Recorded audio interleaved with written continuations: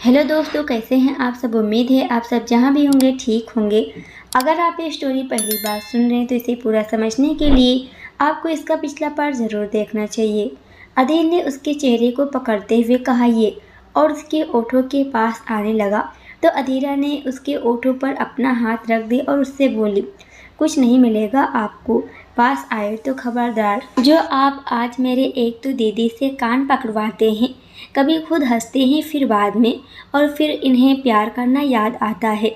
उसकी बात पर अधीर ने उसके हाथों को पकड़ के हटाते हुए कहा, मैं तो नहीं कर रहा हूँ दूर, आपको रहना है तो रहें। यह कहते हुए वो उसके पास आने लगा कि तभी विक्रांत जी के खांसने की आवाज़ आई। यह सुन उसने अधीरा को छोड़ दिया और अधीरा वहाँ से भाग गई। अधीर ने देखा विक्रांत जी पीछे ही खड़े थे। उसने उन्हें देखते हुए कहा, वो मैं कुछ लेने आया था, अच्छा मैं चलता हूँ। ये बोल वो भाग गया और उसके जाते ही विक्रांत जी ने हंसने लगे। सबने बैठ के साथ में खाना खाया और जाने लगे तो उदय जी ने एक तोहफा निकाल के श्वेता को देते हुए बोले, ये आपके लिए, हमने बच्चे के होने पर आपको कुछ दिया नहीं था, ये उसके लिए। ये कहते हुए उन्होंने उसके सर पर हाथ फेर दिया। फिर उन्होंने अवनी को गिफ्ट दिया और अधीरा के पास आकर उससे बोले, ये आपके लिए, और कल आप हमारे घर खाने पर आना है आपको। ये कहते हुए उन्होंने बहुत प्यार से उसके सर पर हाथ फेरा। क्यारा जी ने अधीरा को देखते हुए बोली, आपसे मिलकर अच्छा लगा और कल और अच्छा लगेगा अगर आप हमारे साथ डिनर करें तो। उनकी बात पर अधीरा ने उनसे कहा, जी क्यों नहीं, हम ज़रूर आएंगे। उसकी बात पर क्यारा जी ने मुस्कुरा दी और चली गई। उनके जाने के बाद डॉक्टर परमवीर भी जाने लगे तो अधीरा ने उनसे कहा, अरे डॉक्टर साहब, इतने दिनों बाद आप मिले हैं, अपने दोस्त थे तो आज रुक जाएं और इनसे बातें करें, और कल सुबह ये आपको खुद छोड़ आएंगे। क्यों ठाकुर साहब। ये कहते हुए वो अधीर की तरफ देखने लगी। अधीर भी उसे रुकने को कहा पर डॉक्टर परमवीर इस बात पर नहीं माने और चले गए। बाकी सब भी सोने चले गए। अधीरा भी अपने कमरे में चली आई और जो गिफ्ट उदय जी ने उसे दिया था वो उसे देखकर खोलने लगी तो अधीर ने पीछे से आकर उसे गोद में उठा लिया और ये देखकर अधीरा ने उससे बोली, ठाकुर साहब क्या कर रहे हैं आप, बहुत भाग रही हैं ना आज सुबह से, तो अब भागो बच्चा। ये कहते हुए उसने उसे बिस्तर पर बैठाया और खुद उसके गोद में सर रख के लेट गया। अधीरा ने उसके बालों को सहलाते हुए कहा, क्या हो रहा है। इस पर अधीर ने उठते हुए कहा, अभी कुछ हुआ कहाँ है अधीरा, अभी तो होगा। और ये कहते हुए वो उसकी तरफ बढ़ा तो अधीरा उठ के जाने लगी तो अधीर ने उसका हाथ पकड़ बिस्तर पर खींच लिया और अधीरा आकर बिस्तर पर गिर गई। अधीर ने उसके दोनों हाथों को कस के पकड़ते हुए कहा, हाँ बोले, आप क्यों सता रही हैं आप मुझे कल से। ये सुनते ही अधीरा शर्माते हुए, मैं कहाँ कुछ कर रही हूँ, अच्छा तो हम कर लेते हैं। ये कहते हुए अधीर उसके ओठों के पास आ गया और उसे अपने बाहों में ले लिया। दूसरी तरफ अवनी अपने कमरे में आई और दरवाज़ा बंद कर अपनी चूड़ियाँ उतार के रखने लगी तो उसकी नज़र डॉक्टर परमवीर के गिफ्ट पर गई। उसने उठकर उसे अपने हाथ में लिया और देखने लगी। उसने उसे देखते हुए कहा, बहुत देर कर दी तुमने आने में परमवीर, काश आप कभी गए ही ना होते तो शायद आज मेरी ज़िंदगी कुछ और होती, पर गलती तो मेरी भी है, मुझे ही देर से पता चला था अपने दिल के बारे में। ये सोचते हुए उसने परमवीर का गिफ्ट खोला तो देखी उसमें एक बॉक्स था। उसने उसे खोला, उसमें बहुत सारे लेटर्स थे और कुछ सामान। अवनी ने जब वो सामान देखी तो वो उसकी वो चीज़ें थी जो बचपन में कभी खो गई थी और उसे मिली नहीं थी। उसमें गुलाब रंग का हेयर क्लिप और एक पैर की पायल थी जो उससे खो गई थी, और भी बहुत कुछ था उसमें। अवनी वो सब देखकर रोने लगी। उसने एक लेटर उठाया और उसे खोल के देखी तो उसमें तारीख पढ़ते हुए बोली, मेरी अवनी। ये पढ़ते ही अवनी वहीं नीचे बेड से लग के बैठ गई। अवनी ने जब परमवीर के लिखे लेटर पढ़े तो वो वहीं बेड से टिक के बैठ गई। उसकी आंखों में आंसू झरझर गिर रहे थे। वो लेटर पढ़ने लगी, अवनी, आज यहाँ मुझे आए हुए 1 महीने हो गए। मैं तुम्हें बहुत मिस कर रहा हूँ। क्या करूँ, अब कोई है नहीं ना जो मुझे तंग करे, मुझे इरिटेट करे। इसलिए बस बोर हो गया हूँ। काश आप यहाँ होती तो अब तक आप मुझे खींच के इस चारदीवारी के कमरे से बाहर ले गई होती और बगीचे में ज़बरदस्ती बैठा के अपनी बेतुकी वाली सवाल और बातों से परेशान करती। पर आप तो यहाँ हैं नहीं। चलो अच्छा चलता हूँ, बाय। मेरे क्लास का वक्त हो गया है। वैसे मुझे नहीं पता ये लेटर तुम्हें कब तक दूंगा, क्योंकि वक्त नहीं मिलता है यहाँ से बाहर जाने का। अपना ख्याल रखना, खुद के लिए नहीं, मेरे लिए, क्योंकि मैं रह नहीं पाऊंगा अगर आपको कुछ हुआ, बाय। ये पर उसने उस लेटर को साइड में रख दी और दूसरा लेटर उठा लिया। उसे खोल के देखा तो उसमें भी लिखा था, अवनी कैसी हो? पता है कुछ दिन पहले हमारे एग्ज़ाम का रिजल्ट आया और तुम बिलीव नहीं करोगी कि मैंने टॉप किया। वैसे तुम यकीन नहीं करोगी पर मैं आज भी टॉप पर हूँ। आपके एग्ज़ाम कैसे जा रहे हैं? वैसे फर्स्ट ईयर तो कंप्लीट कर लिया होगा ना तुमने? वैसे तुम्हें पढ़ाता कौन है? मैं तो हूँ ही नहीं। पक्का जिससे भी पढ़ती होगी फेल ही होती होगी तुम। चलो मैं चलता हूँ। सॉरी, आज भी ये लेटर मैं आपको नहीं भेज सकता। ये पढ़ते हुए अवनी रोने लगी थी। अवनी ये सब पढ़ते हुए रोने लगी थी। उसके सामने वो सारी यादें आ गई जो उसने परमवीर के साथ बिताया था। उन सभी याद कर अवनी उस बॉक्स में रखे हर एक सामान को निकाल के देखने लगी। उसने सारे लेटर्स, जो कम से कम 500 या 600 होंगे, उसे देखकर रोने लगी। वो रोते हुए खुद से बोली, बहुत देर कर दी तुमने आने में परमवीर, बहुत देर कर दी हमें ये बताने में कि आप हमसे प्यार करते थे। अब मैं चाह कर भी आपकी नहीं हो सकती। मैं आपकी ज़िंदगी को ख़राब नहीं कर सकती। ये कहते हुए उसने सब कुछ उस बॉक्स में वापस डाला और उसे बंद कर दिया। अवनी अपने बिस्तर पर लेटे परमवीर के बारे में सोचने लगी। सुबह का वक्त महल। अदीरा सालू सब के लिए नाश्ता लगा रहे थे। श्वेता बैठी अपने बच्चे को दूध पिला रही थी। उसने चम्मच से दिव्यांशु को दूध पिलाते हुए बोली, अवनी दीदी अभी नहीं आई अपने कमरे से, जाकर देख जरा सालू दीदी कहाँ है। उसके ये कहते ही अवनी रेडी हुई उनके पास आते हुए बोली, आ गए हम, किसी को कहीं जाने की ज़रूरत नहीं है। यह कहते हुए वो उन लोगों के पास आकर खड़ी हो गई। उसने बच्चे को देखते हुए बोली, क्या हो रहा है? दूध पिया जा रहा है? उसे देख दिव्यांशु उसके गोद में आने की उछल उछल के कोशिश करने लगा था। दिव्यांशु अवनी को काफ़ी हिल गया था। अवनी ने उसे देखते हुए बोली, क्या हुआ, गोदी में आना है? चलो पहले आप दूध खत्म करो फिर आना। यह कहते हुए उसने उसके माथे पर चूम लिया। बाकी सब भी धीरे धीरे आ गए और नाश्ता करने के लिए बैठ गए। बड़े ठाकुर ने अदीरा से पूछा, अदीरा बेटा, अदीर है कहाँ? अदीर आया नहीं अभी तक खाने के लिए। उनके पूछने पर अदीरा ने उनसे कहा, पापा वो आज जल्दी ऑफिस चले गए, कोई मीटिंग थी उनकी। अच्छा अवनी सालू, तुम दोनों कॉलेज जाओगे ना? बड़े ठाकुर के पूछने पर सालू ने कहा, जी बड़े ठाकुर, बस आप सबको नाश्ता करा के मैं और दीदी निकल जाएंगे। ये सुन बड़े ठाकुर चुपचाप खाना खाने लगे। सब खाना खा के अपने काम पर लग गए। अदीरा टिफ़िन पैक कर और उसे लेकर बाहर आई और सालू अवनी को देते हुए बोली, इसे रख लो दीदी, और तू भी सालू। उन दोनों ने टिफ़िन अपने बैग में रखा और महल से बाहर आ गई और तीनों साथ में ही कॉलेज के लिए निकल गई। दोपहर का वक्त। हॉस्पिटल। डॉक्टर परमवीर अपने मरीजों को देख रहे थे कि तभी एक नर्स आकर बोला, सर ये एक मैम ने आपके लिए दिया है। परमवीर ने पेशेंट को चेक करते हुए कहा, जो भी है टेबल पर रखे, मैं बाद में देख लूँगा। ये कहते हुए वो अपने काम में लग गया और नर्स चली गई। परमवीर जब फ्री हुआ और हाथ धुल के वापस बैठने लगा तो उसने एक कागज़ देखा जिस पर लिखा था, मैं आपके कॉटेज में वेट कर रही हूँ, आप आ जाएं। उसने देखा तो नीचे अवनी का नाम लिखा था।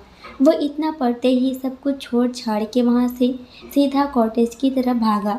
जब वो वहाँ पहुँचा तो उसने देखा अवनी बाहर खड़ी उसका ही इंतज़ार कर रही थी। उसने उसे देखते हुए कहा, सॉरी मैं पेशेंट को देख रहा था इसलिए देर हो गया। उसे देखते हुए उसने कहा, अवनी कोई बात नहीं। परमवीर ने दरवाजे का लॉक खोलते हुए उससे कहा, आओ अंदर चलो। ये कहते हुए वो अंदर ले आया उसे। उसने दरवाज़ा बंद किया और की को टेबल पर रखते हुए उससे बोला, आप बैठो, मैं आपके लिए आपकी पसंदीदा अपने हाथ की बनी मसाला चाय लेकर आता हूँ।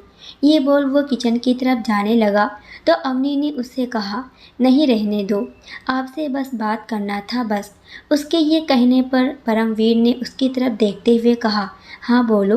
अवनी ने उसका दिया गिफ्ट उसे वापस देते हुए उससे बोली, इसे वापस ले लो, अब ये मेरे किसी काम का नहीं।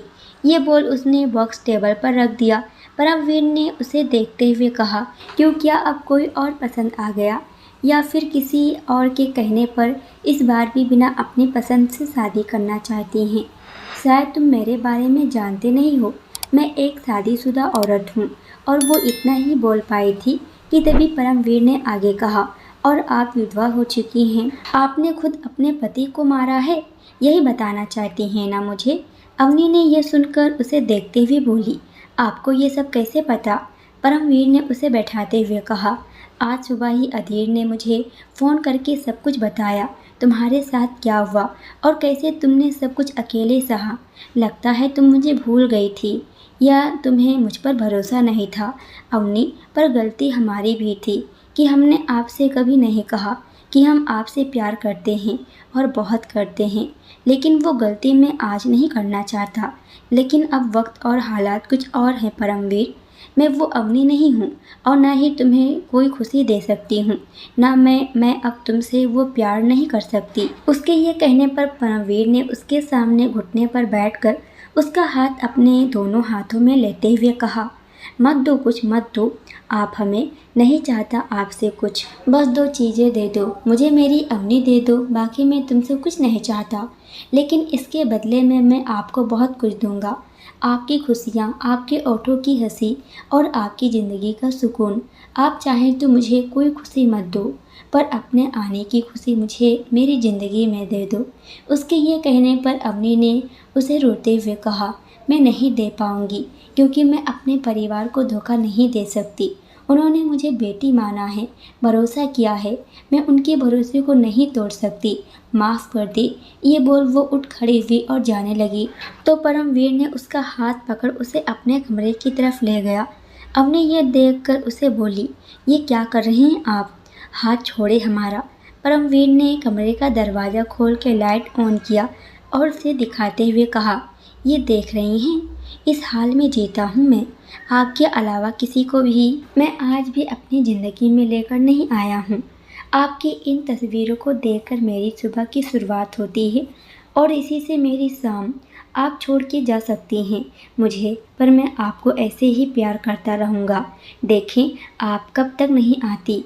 अवनी ने देखा तो परमवीर के कमरे में उसके बचपन की तस्वीरों से लेकर शादी के पहले तक की तस्वीर थी, जिसे आज भी परमवीर ने संभाल के रखा था। उसने अपना हाथ छुड़ाया और वहाँ से रोते हुए चली गई। परमवीर वहीं खड़ा उसे जाते हुए देखने लगा। इधर कॉलेज में अधीरा अवनी को खोजते हुए सालू के पास आई तो उसने बताया कि वो तो चली गई दीदी, क्या बोली थी तुमसे? ये सुनते ही सालू बोली, नहीं कुछ नहीं बताई, पर इतनी जल्दी, मुझे लगता है बात कुछ और ही है। ये कहते हुए उसने घर पर फ़ोन किया तो श्वेता ने फ़ोन उठाया। श्वेता की आवाज़ सुनते ही उसने कहा, दीदी, अवनी दीदी आई हैं क्या घर पर? उसके ये पूछने पर श्वेता ने उससे कहा, नहीं, क्या हुआ, सब ठीक तो है ना? अधीरा ने उससे कहा, हाँ दीदी सब ठीक है, अच्छा हम बाद में फ़ोन करते हैं। ये बोल उसने फ़ोन रख दिया। उसने परमवीर को फ़ोन मिलाया और उधर से डॉक्टर परमवीर ने कहा, हाँ अधीरा बोलो। डॉक्टर परमवीर, दीदी आई थी क्या आपके पास? उसके ये पूछने पर परमवीर ने कहा, हाँ आई थी और गिफ्ट वापस देकर गई है।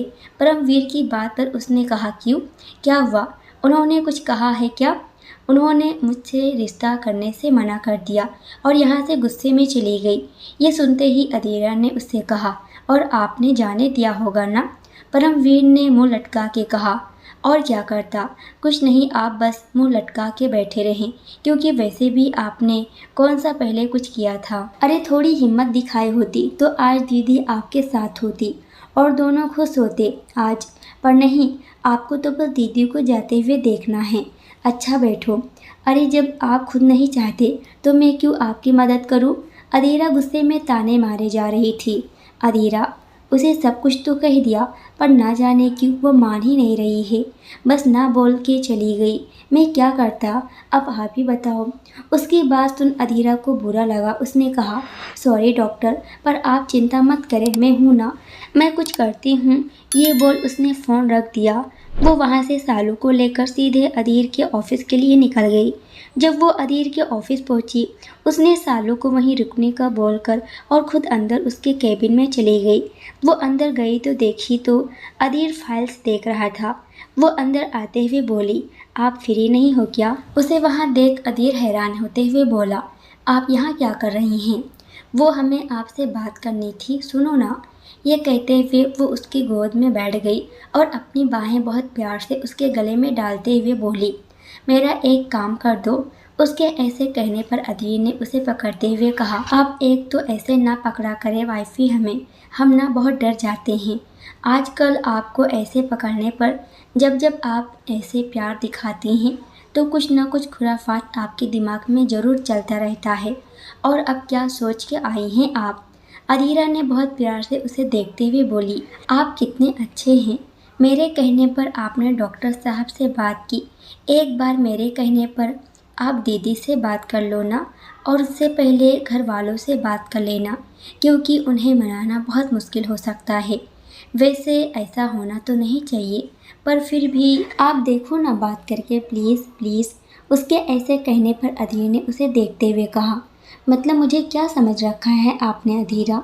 ये कोई बात होती है? जब देखो आओगी और ऐसे, एक तो ऐसे आके बोलती तुम कि मैं मना भी नहीं कर सकता हूँ, तो मान जाओ ना, कर लो ना बात सबसे। उसके ऐसे कहने पर अधीर ने कहा, ठीक है बात कर लूँगा, करने देंगी आप अब मुझे काम, या वो सब छोड़ के आप पर दिमाग लगा लो। एक तो वैसे भी मेरा मन खराब कर देती हो पास आकर, जाओ तुम यहाँ से। ये कहते हुए वो उसे अपनी गोद से उठा देता है। अधीरा हंसते हुए जाने लगती, पर तभी वो वापस आकर खड़ी हो गई। अधीर ने उसे देखकर कहा, अब क्या है वाइफी, कुछ देना था? ये कहकर वो अधीर के गालों पर अचानक से किस करके भाग गई। अधीर उसके ये करने पर मुस्कुराने लगा। रात का वक्त, उदय जी का घर। अधीरा और अधीर दोनों ही उदय जी के घर पर खाने के लिए आए थे। अधीरा बैठी क्यारा जी से बात कर रही थी और अधीर उदय जी से। अधीरा के हाथ में जूस का गिलास था, वो उसे पकड़े हुए बातें कर रही थी कि तभी अचानक से उसके हाथ से जूस का गिलास दूसरे हाथ से टकरा गया और जूस उसके कपड़ों पर गिर गई। उसे यह देखकर अधीर ने कहा, अधीरा क्या करती हो, कहीं चोट तो नहीं लगी आपको? ये कहते हुए उसने उसे उसके हाथ से लेकर टेबल पर रख दिया। क्यारा जी ने उसे देखते हुए बोली, चलो इसे पानी से धो लो, नहीं तो दाग लग जाएगा। अधीर ने भी उसे जाने को कहा तो अधीरा क्यारा जी के साथ उनके कमरे की तरफ चल दी। क्यारा जी उसे कमरे में लेकर आई और अधीरा को वॉशरूम में जाने का कहकर वो बाहर चली आई। अधीरा वॉशरूम में चली गई। वो जब दाग को धुल के बाहर आई तो उसकी नज़र कमरे में रखे चीज़ों पर गई। वो सब देखने लगी, क्योंकि कमरे की सजावट बहुत अच्छी थी। ये देखते देखते उसकी नज़र एक तस्वीर पर रुक गई। उसने आगे बढ़ के उस फोटो फ्रेम को उठा लेती है और उसे देखकर बोली, माँ की तस्वीर इनके कमरे में, आखिर माँ का इनसे क्या रिश्ता है? ये देखते हुए वो अपने दिमाग पर जोर देकर कुछ याद करने लगी, जिससे उसके माथे पर गुस्से से लकीरें बनने लगी। अधीरा के दिमाग में बहुत सवाल उठने लगा। उसने वहाँ बहुत ध्यान से देखी तो उस कमरे में क्यारा जी की तस्वीरें कम थी, पर उसकी माँ की तस्वीरें हर दीवार पर थीं। उसे ना जाने क्या हुआ, उसका सर घूमा और वो सीधे फर्श पर गिर गई। जब कुछ देर तक अधीरा बाहर नहीं आई तो अधीर ने कहा, अभी तक अधीरा आई नहीं, आप देखें कहाँ है वो। क्यारा जी ने उसके कहने पर जाकर देखी तो अधीरा फर्श पर बेहोश पड़ी हुई थी। ये देखकर उन्होंने चिल्ला के कहा, अधीरा बेटा। ये कहते हुए वो अंदर गई। उनकी आवाज़ सुनकर उदय जी और अधीर दोनों कमरे की तरफ भागे। अधीर जब वहाँ पहुँचा तो देखा अधीरा बेहोश थी। वो उसके पास आया और उसके पास फर्श पर बैठते हुए बोला, अधीरा क्या हुआ आपको? उसने उसके गालों को हल्के से थपथपाया, पर वो नहीं उठी। अदीर ने उसे उठा के बिस्तर पर लेटाया। पास रखा पानी उसके मुंह पर डालते हुए वो बोला, वाइफी वाइफी उठे ना आप। उसने देखा अदीरा को होश आ रहा था। अदीरा ने आंखें खोली तो अदीर ने उसके चेहरे के पानी को अपने हाथों से साफ करते हुए उसे गले से लगा लिया और उससे बोला, क्या हो गया था आपको? कैसे आप बेहोश हो गई थी? ठीक है ना आप? अदीरा उसके सवाल पर बस उसके गले लगे हुए उदय जी को देखे जा रही थी। उसने बस धीरे से कहा, मुझे घर जाना है ठाकुर साहब, क्या आप मुझे घर ले जाएंगे? उसके ये कहने पर अदीर ने उसका चेहरा अपने एक हाथ में लेकर कहा, हाँ हम अभी घर चलते हैं। ये बोल वो उदय जी की तरफ देखकर बोला, सॉरी उदय जी, हम आज आपके यहाँ डिनर नहीं कर पाएंगे, मुझे अदीरा को घर वापस लेकर जाना होगा। उदय जी ने उसकी तरफ देखते हुए कहा, कोई बात नहीं, आप अदीरा को घर ले जाएं, उसे शायद रेस्ट की ज़रूरत है। उनके कहने पर अदीर ने अदीरा को संभाल के उठाया और अपने साथ लेकर बाहर आने लगा। अदीरा ने जाते हुए उदय जी को बहुत गुस्से में देखी, पर इस वक्त उसने कुछ नहीं कहा। अदीर ने उसे गाड़ी में बिठाया और वहाँ से लेकर निकल गया। उदय जी ने उनके जाने के बाद क्यारा जी से बोले, लगता है उसे पता चल गया है क्यारा, लगता है वो जान गई है कि मैं उसका कौन हूँ। अच्छी बात है, चाहे जो हो जाए उदय जी, अब उसे जाने मत देना। वो चाहे जो कहे सुन लेना, पर उससे माफ़ी मांग, उसे अपने पास रखने के लिए मना ले, क्योंकि जो भी हो वो आपकी बेटी है। इतने साल आपने उसके बिना बिताया, इस दर्द में बिताया कि वो नहीं है, पर अब और नहीं, थोड़ा तकलीफ होगी पर सब ठीक भी हो जाएगा। अभी अदीरा को क्या पता है, हम नहीं जानते हैं, लेकिन उनका हक है वो भी सच जाने असल में बात क्या है। खुद को मजबूत कर ले, क्योंकि अब आप उससे अनजान शख्स बनके नहीं बल्कि उसके पिता बनके मिलना है। ये कहते हुए उन्होंने उनके कंधे पर हाथ रख देती है। इधर अदीरा पूरे रास्ते बस उन तस्वीरों के बारे में सोच रही थी। वो जब घर आई तो वो कमरे में गई और वो बॉक्स खोजने लगी जो उसकी माँ ने उसके लिए रखा था। अदीर ने उसे ऐसे ही कुछ खोजते हुए देखा तो उससे बोला, वाइफी क्या खोज रही हैं आप? मेरा वो बॉक्स जो माँ ने मेरे लिए रखा था, कहाँ है वो ठाकुर साहब? ये कहते हुए उसने देखा वो अलमारी के कोने पर रखा था। उसने जल्दी से उसे निकाल के खोला और उसमें रखे तस्वीर को देखने लगी। उसे देख वो शॉक्ड हो गई। उसे याद आया कि उदय जी ने उसे कोई तोहफा दिया था।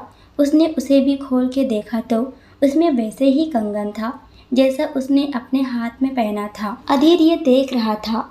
उसे उसने देखते हुए कहा, अदीरा क्या बात है, ये क्या देख रही हैं आप? वह क्या है, बताएं कुछ। उसकी बात पर अदीरा ने उस तस्वीर को अदीर की तरफ कर देती है। उसने उसे लेते हुए देखा तो वो भी हैरान हो गया।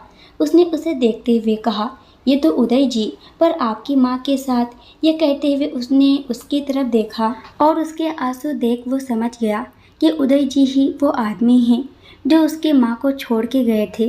अदीर ने उसे देखते हुए कहा, मतलब उदय जी ही आपके पिता हैं? उसके ये कहने पर अदीरा रो पड़ी और नीचे फर्श पर बैठ गई। अदीर उसके पास आते हुए बोला, अदीरा शांत हो जाओ, आप उनके लिए अपने आंसू बहा रही हैं जिसने आपको कभी खोजा भी नहीं। उनसे पूछना चाहता हूँ कि आखिर में उन्होंने आपके साथ ऐसा क्यों किया? आखिर क्यों नहीं आए वो माँ के पास वापस, आपको लेने वापस? मैं उनसे इन सारे सवालों का जवाब चाहता हूँ। अदीरा ने उसे देखते हुए कहा, मुझे उनसे कुछ नहीं पूछना है। मैं नहीं चाहती ठाकुर साहब कि वो मेरी ज़िंदगी में आए या मुझे अपना नाम दे। मैं उस इंसान से दोबारा नहीं मिलना चाहती हूँ। मैं बस चाहती हूँ कि वो मुझे छोड़ दे जैसे पहले छोड़ा था उन्होंने। आप प्लीज़ उनसे बोल दे वो मेरे सामने कभी ना आए। उसके ऐसे कहने पर अदीर ने उसे अपने सीने से लगा लिया और उसे शांत कराते हुए कहा, आप शांत हो जाओ, अगर आपको उनसे नहीं मिलना तो मत मिले आप। मैं आपको कभी उनसे मिलने नहीं दूंगा। आप शांत हो जाएं, चलो आप सो जाओ। ये कहते हुए उसने अदीरा को गोद में उठाया और बिस्तर पर लेटा दिया। अदीरा सुबकते हुए उसके शर्ट के कॉलर अपनी मुट्ठी में कसे पकड़े हुई थी। अदीर ने देखा अदीरा उसे दूर नहीं होना चाहती थी। वो तो उसे लेकर वहीं बिस्तर पर लेट गया और उसके सर को अपने सीने पर रख लिया। अधीर उसके सर को सहलाया जा रहा था और अधीरा रोते रोते सो गई थी। अधीर ने देखा वो सो गई है तो उसने उसका सर तकिए पर ठीक से रखा और उसे देखते हुए बोला, उन्हें जवाब देना होगा अधीरा, क्योंकि मैंने देखा है, आपके दर्द को महसूस किया है। उन्हें आपके और माँ पर हुए ताने का जवाब देना होगा। माँ के इंतज़ार का जो उन्होंने मर के किया, पर वो नहीं आए, क्यों नहीं आए, वो ये बताना होगा। ये कहते हुए वो उठा और चेंज करके उसके पास आया और उसे एक बार और अपनी बाहों में ले लिया और सो गया। सुबह का वक्त अधीर का घर। अधीरा अधीर के बाहों में सो रही थी। अधीर की आँख खुली तो उसने देखा कि सूरज निकल आया था। जब उसकी नज़र अधीरा पर गई तो उसने उसे जगाते हुए कहा, वाइफी उठना नहीं है, सुबह हो गई है। अधीरा ने दूसरी तरफ मुँह करते हुए बोली, नहीं मुझे सोना है। ये बोल उसने आँखों को बंद कर लिया और अधीर ये देखकर उससे बोला, देखो उठो नहीं तो मैं अपने तरीके से उठाऊँगा, फिर मत बोलना आपकी मैं गंदा हूँ। ये सुन अधीरा ने उसकी तरफ मुँह करते हुए बोली, अच्छा कैसे जगाने वाले हैं आप। ये सुनकर अधीर उसके आँखों में देखते हुए उसके पास आते हुए बोला, बताऊँ कैसे। इस पर अधीरा ने उसे धक्का देकर उठते हुए बोली, सुधर नहीं सकते आप, उठे नहीं तो ऑफिस जाने के लिए देर हो जाएगी, फिर आप बोलेंगे कि मेरी वजह से देर हो गई। ये बोलते हुए वो वॉशरूम में जाने लगी। अधीर ने उसे जाते हुए देख आंखें बंद करते हुए कहा, जाएं आप, मुझे सोना है। अधीरा वॉशरूम में चली गई और कुछ देर बाद जब वो आई तो देखी अधीर सो गया था। अधीरा उसके पास आकर उसे बोली, ठाकुर साहब आप उठेंगे या नहीं। उसके बोलने पर भी जब अधीर नहीं बोला तो उसने कुछ सोचा और जोर से चिल्लाते हुए बोली, ठाकुर साहब इधर आएं। उसकी आवाज़ सुन अधीर जल्दी से उठा और वॉशरूम की तरफ भागा।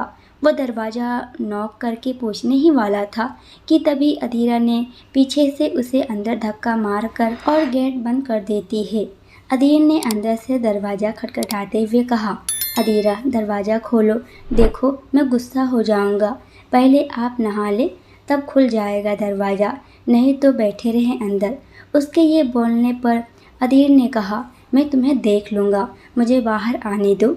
ये बोल अधीर को नहाना ही पड़ा। अधीरा भी धीरे से दरवाज़ा खोल वहाँ से चली गई। कुछ देर में जब अधीर ने नहा के दरवाज़ा खोला तो उसने देखा अधीरा कहीं नहीं थी। वो रेडी होकर बाहर गया तो उसने देखा अधीरा चाय बना रही थी। वो जाकर पीछे से उसे पकड़ते हुए बोला, अब बोले कहाँ जाएंगी आप। ठाकुर साहब छोड़े हमें, कोई आ जाएगा अभी। ये कहते हुए अधीरा खुद को छुड़ाने लगी, पर अधीर ने उसकी बात न सुनते हुए उसे अपनी तरफ मोड़ लिया और उसे देखते हुए कहा, आने दो, पर जो आपने किया है उसका जुर्माना पहले भरे तब छोड़ूंगा, नहीं तो कोई नहीं खड़ी रहे मेरी बाहों में। अधीरा ने धीरे से उसके पास आकर उसके गालों पर किस कर देती। नहीं मुझे तो कुछ और चाहिए। ये बोल अधीर उसके पास आने लगा कि तभी वहाँ सालू आ गई और उन्हें देखकर बोली, ये आप दोनों कमरे में नहीं जा सकते, चलिए बड़े ठाकुर ने बुलाया है, उदय जी आए हैं। ये बोल वो चली गई। उदय जी का नाम सुनकर अधीरा वापस से गुस्से में आ गई। अधीर उसे कहा, आप यहीं रहें, मैं आता हूँ उनसे मिलके। ये बोल वो जाने लगा तो अधीरा ने उससे कहा, नहीं ठाकुर साहब मैं चलूँगी उनसे मिलने। अधीर ने उसका हाथ पकड़ा और उसके साथ महल की तरफ चल दिया। महल में और इधर उदय जी ग्यारह जी के साथ आए। बड़े ठाकुर और सुरभि जी उनसे बात कर रहे थे। तभी अधीर अधीरा के साथ आया। दोस्तों आज के लिए इतना ही। इसके आगे क्या होने वाला है ये हम अगले वीडियो में देखने वाले हैं। जब तक ये देखिए वीडियो पसंद आए तो वीडियो को लाइक और कमेंट जरूर कर दीजिएगा। और अगर आप हमारे चैनल पर नए हो तो चैनल को भी सब्सक्राइब कर हमें सपोर्ट जरूर कीजिएगा।